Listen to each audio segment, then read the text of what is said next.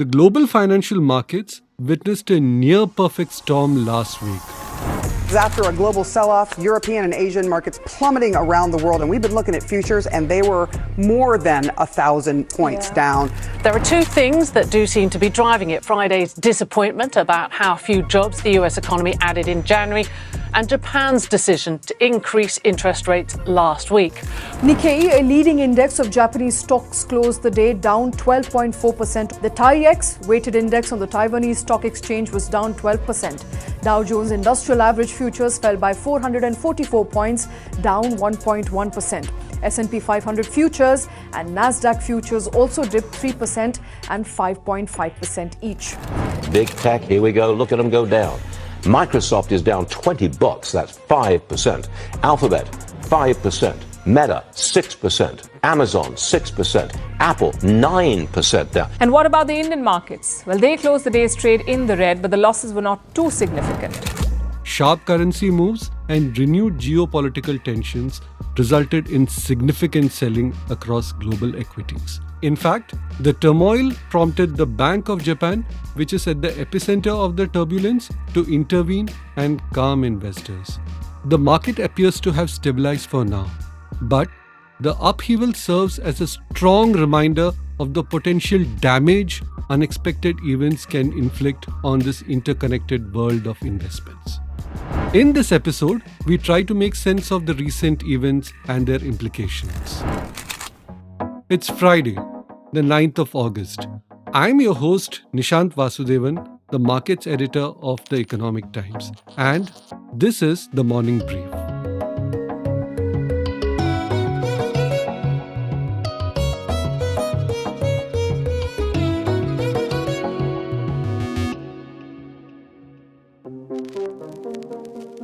Joining me in this discussion is Ritesh Jain, co-founder of Pinetree Macro. Ritesh's expertise lies in closely tracking major economic and geopolitical events worldwide and explaining their implications for investments in stocks, bonds, gold, crypto, and many more. Over the next few minutes, Ritesh will decode the events that shook the markets. Welcome to the Morning Brief, Ritesh. Hi, Nishanth. Last week, the Bank of Japan unexpectedly raised interest rates, which resulted in the sharp rally in the yen against the dollar. Now, that triggered one of the biggest sell-offs in the global markets. Now, what has happened this week? The Bank of Japan has said that it will not increase interest rates whenever markets are unstable, which seems to have calmed down the markets for the moment. What is your assessment of the situation? Nishanth, we are used to spoon feeding by our central bankers.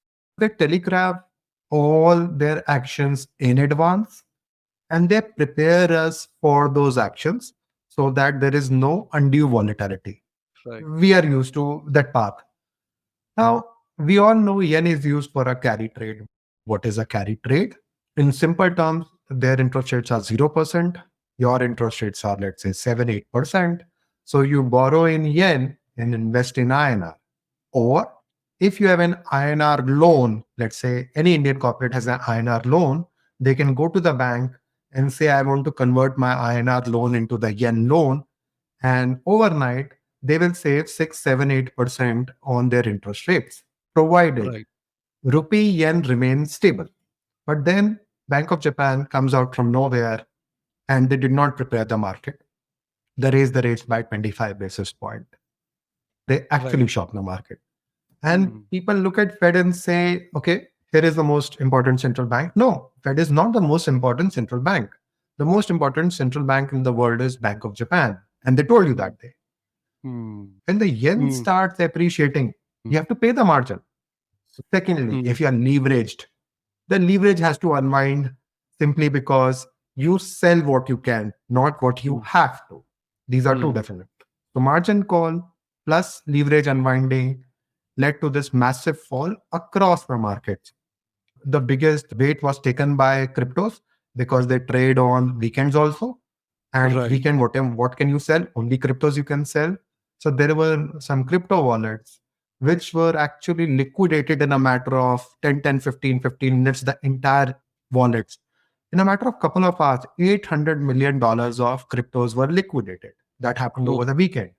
Oh. Then obviously Oh. the yen is appreciating, which leads to deflation in Japan. And obviously when the volatility spikes, bid offer spreads widen, but you have Right. more sellers than buyers.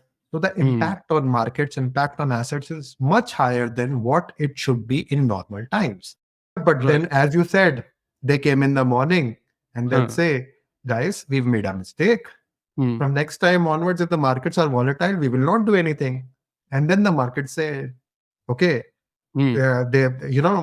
markets have won over the central bank again. Central bank is Yeah. now on back foot. Let's go Yeah. ahead and start that carry trade again. So Yeah. we went from 144 on yen to 147 on yen already in a matter of 12 hours. Yeah. So, Ritesh, it's very clearly the central bank versus the markets. So, who do you think has won? Again, markets have won. Yeah. Central bankers have again lost. And central bankers are again telling us, we have your back, guys. Go ahead and take that extra risk. That brings us to the other big market, which is, of course, the US. Another reason for this entire sell off was there were concerns about a big downturn or some kind of a recession in the US. Now, how real are those concerns? I mean, in your assessment, what are the economic indicators pointing to? The economy is weakening, no doubt. Yeah. Their unemployment has gone from 3.6 to 4.3% now. No doubt about that. But the concerns were more exaggerated when the US bond yields, went down on Monday and Tuesday. Market always looks at fixed income to tell us because market believes fixed income knows more than any other asset. Hmm. If the bond yields are collapsing, it was like the world is saying, guys, the US is into recession. So, is US going into a recession? Probably, in my view, till November election, it might not because US Treasury Secretary has a lot of firepower in the form of $1 trillion of cash built up, which she can spend into the economy to prevent it from going into recession. And there is one more reason where US will not go into recession, at least for the next 3-4 months. The reason is market is getting worried that we might have Mr. Trump in White House again in December, January. Okay, there's a Right. reasonable possibility, right? Right. And what is he saying? He's saying, I will put trade and tariff barrier against each and every country, right? Including China. So if Yeah. I'm Walmart or I am Costco, what will I do? I will go ahead and buy more things from China now so that tomorrow, if there is a trade and tariff barrier, I'm bypassing it. Yeah. Correct? Yeah. Any Yeah. company will do it now because we all buy from China. Yeah. What is GDP? GDP is inventory building, and negative GD is inventory destocking. So it's reasonable to believe that inventory rebuilding will happen over the next 2-3 months. So we are in slowdown. Fed will take care of that thing by cutting the rates. Are we going into full blown recession? I believe I will reserve my judgment on that till the November elections. Ritesh, so what does that mean for emerging market equities, and which also includes, obviously, it includes India? Yes. So let's say that they cut rates by 50 or 75 basis points in 2024 in the rest Hmm. of the year. Does that mean that it's good time for Indian investors, Indian equities? So even when the panic happened last week, between Friday and Tuesday, what happened was only US bond yields went down. US dollar index also went down instead of going up.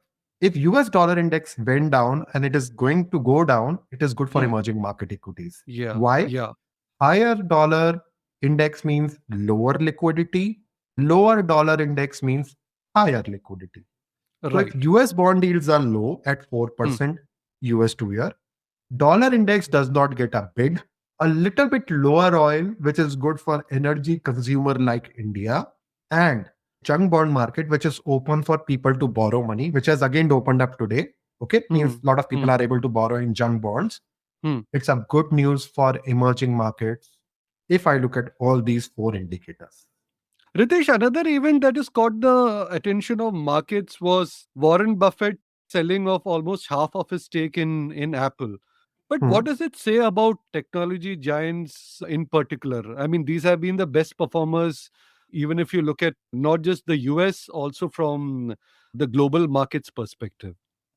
So Warren Buffett said, I will invest in what I understand. he's been holding Apple for a long period of time. His selling of Apple very clearly states that he's not able to see that kind of future for a company like Apple, or to grow from this level to $3 trillion market cap to higher. He's not able to see that thing. And his increasing cash is a function of him not able to find good long-term opportunities. We are discussing emerging markets between now and November election. He doesn't invest based on 1 month, 2 months, and 3 months. He never buys things and sell it in 1 quarter. He holds it for years. So what he's saying at this point of time, with $270 billion of cash, what he's sitting on, he's not able to find sizable opportunities. Look, he cannot invest $1 billion. Okay, with that size, you have to invest a 10, 20, $30 billion position. He's saying, I am not able to find it. And there's nothing wrong with it.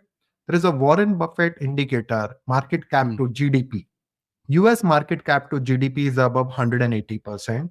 And he says only market cap to GDP up to 100% is where he is comfortable. So according to him, US markets are massively overvalued.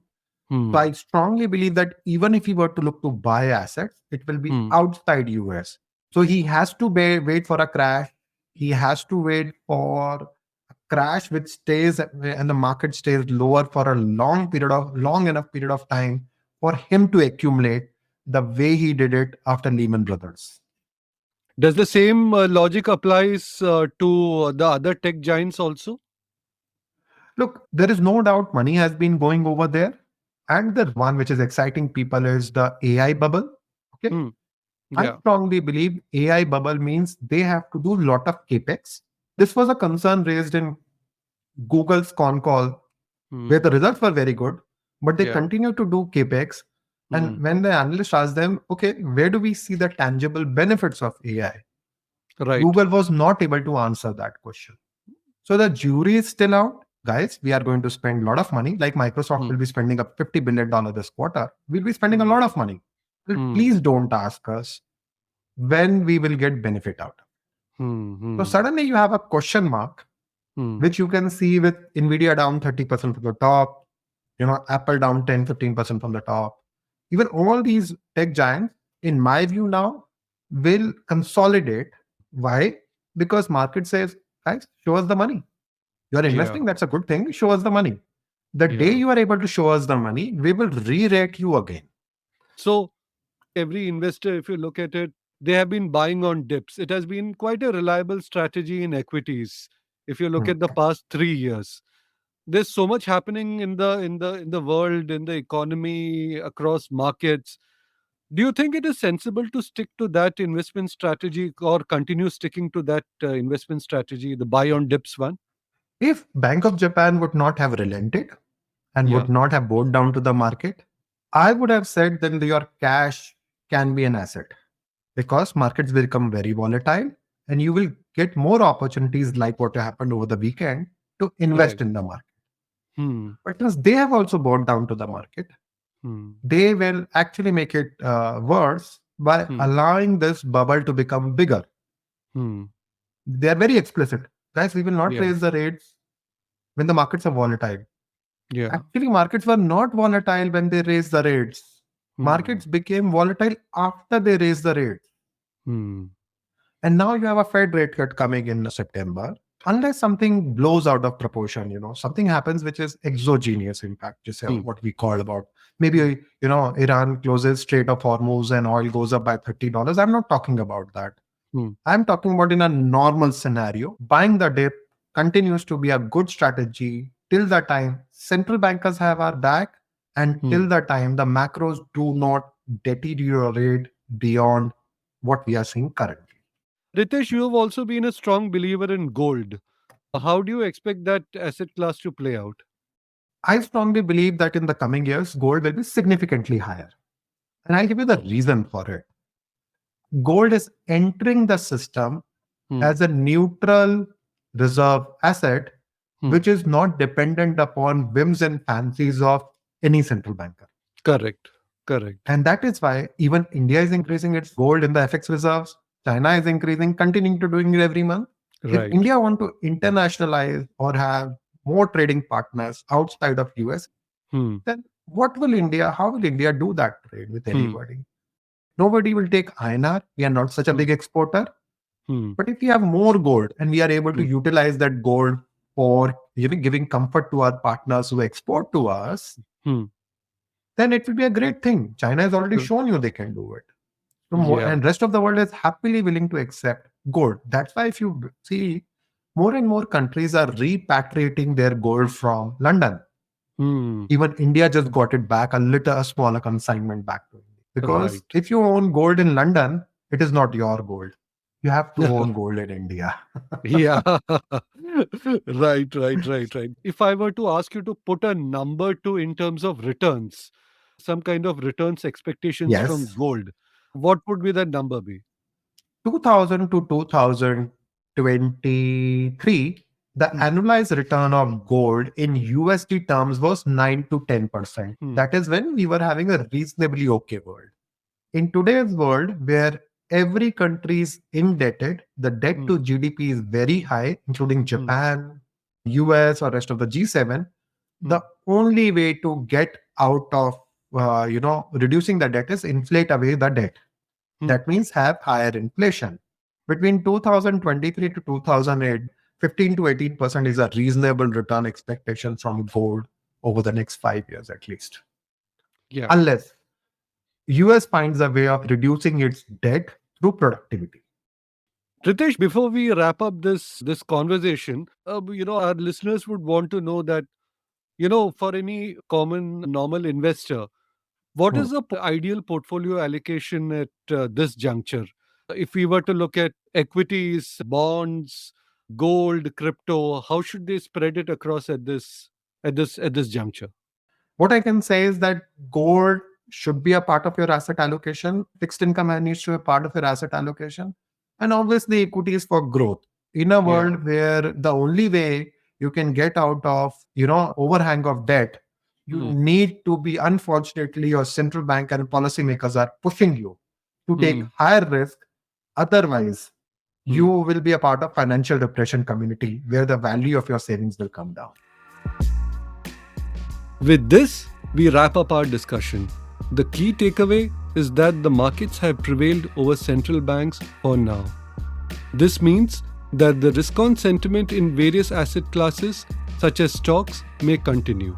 However, the recent events also present an opportunity to introspect and assess the health of your investment portfolios during these testing times. Thank you once again, Ritesh, for joining us for this conversation. And a big thanks to our listeners.